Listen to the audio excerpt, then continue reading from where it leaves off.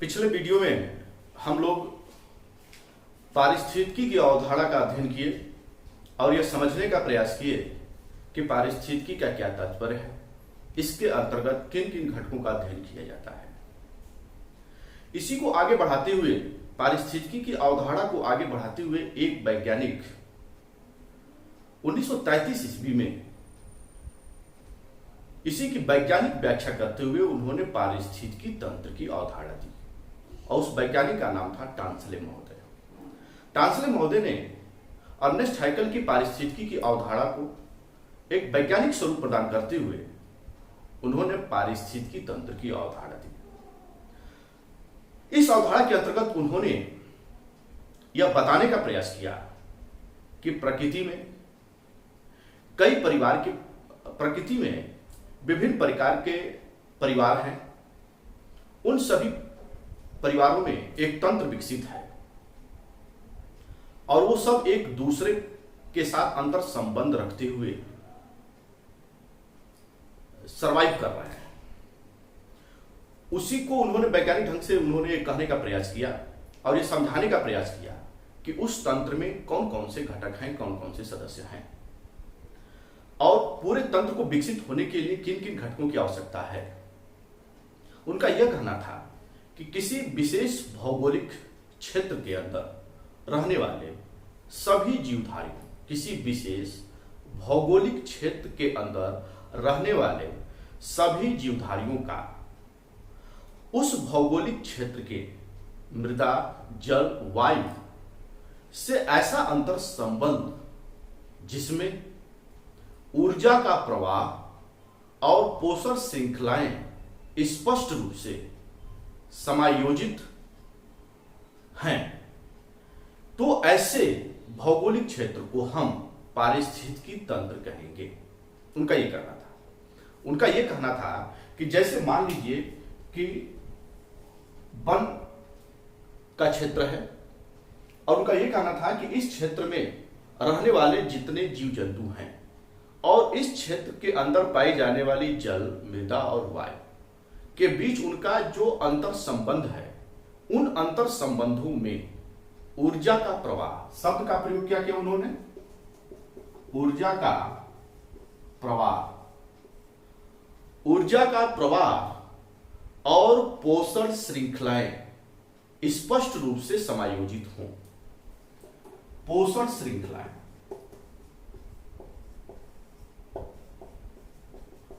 उनका यह कहना था कि स्पष्ट रूप से पोषण श्रृंखलाएं और ऊर्जा का प्रवाह समायोजित हो। इसको समझना है।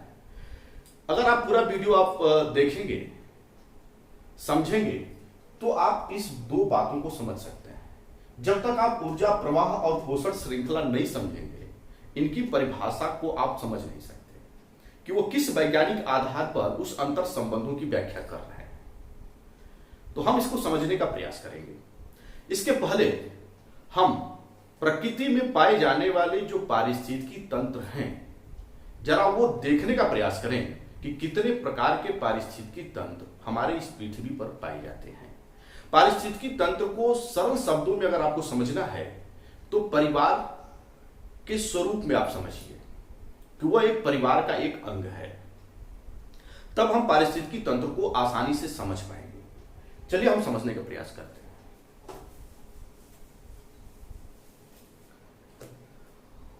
उन्होंने यह बताया कि पारिस्थितिकी तंत्र दो प्रकार के होते हैं मुख्यतः पृथ्वी पर।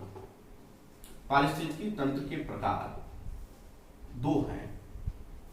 जब पृथ्वी पर हम प्रकृति के परिवार को देखें तो दो बड़े परिवार दिखाई देते हैं, एक स्थलीय परिवार और एक जलीय परिवार। एक स्थलीय परिवार और एक जलीय परिवार। उसी को हम कह सकते हैं स्थलीय पारितंत्र और जलीय पारितंत्र। जो प्रकृति का जो स्थलीय पारितंत्र है, जो स्थल पर जो उसका तंत्र विकसित है, प्रकृति का जो परिवेश बना हुआ है, इस पर भी हम कई छोटे छोटे परिवार हम दिखते हैं कि इन परिवारों में अलग अलग कल्चर है, अलग अलग ढंग से लोग रहते हैं। तो स्थलीय पारितंत्र में अगर हम देखें तो कई प्रकार के परिवार हमें दिखाई देते हैं।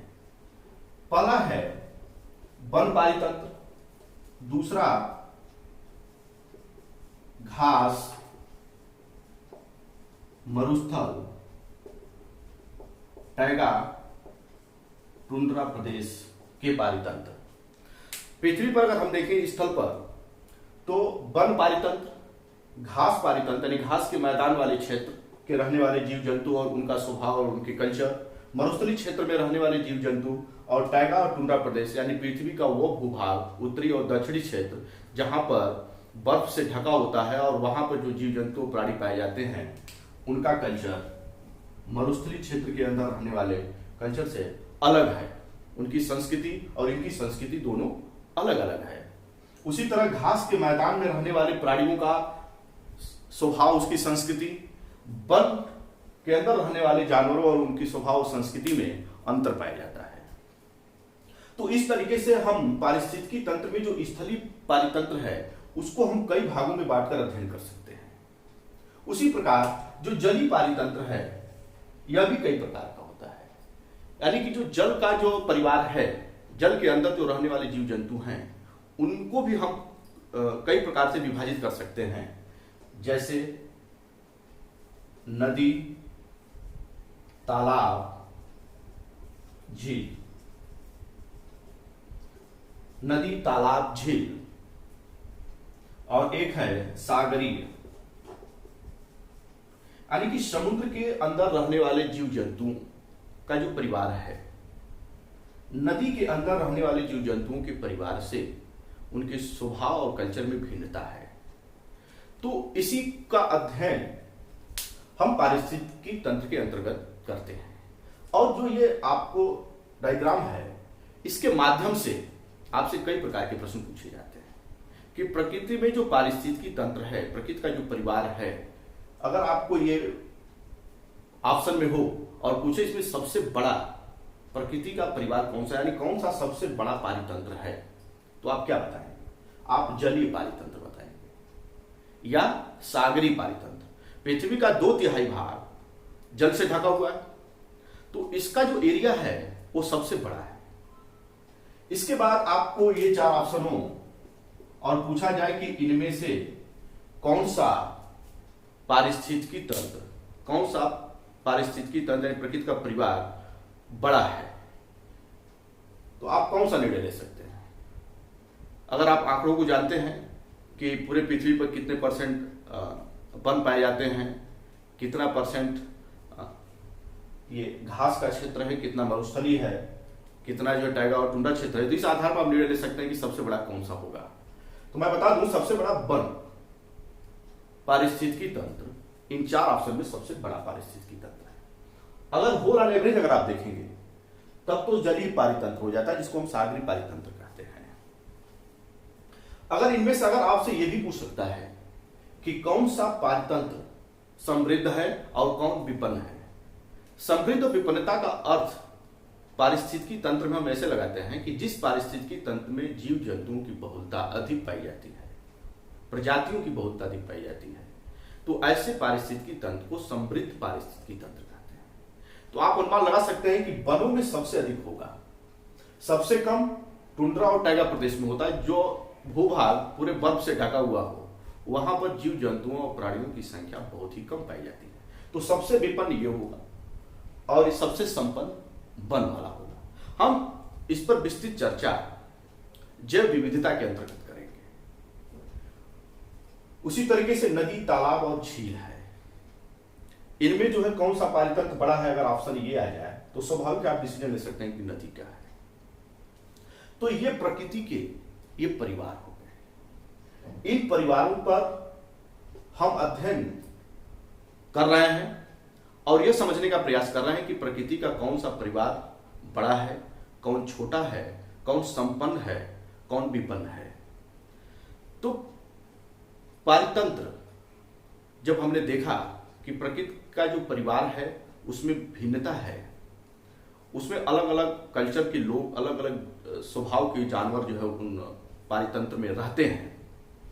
इसके बाद हम जो अध्ययन करेंगे वह होगा कि प्रकृति के इस परिवार में, इस पारितंत्र में कौन कौन से घटक रहते हैं कौन कौन से जीव, कौन कौन से प्राणी इस परिवार में रहते हैं और कैसे अपना जीवन सरवाइव करते हैं।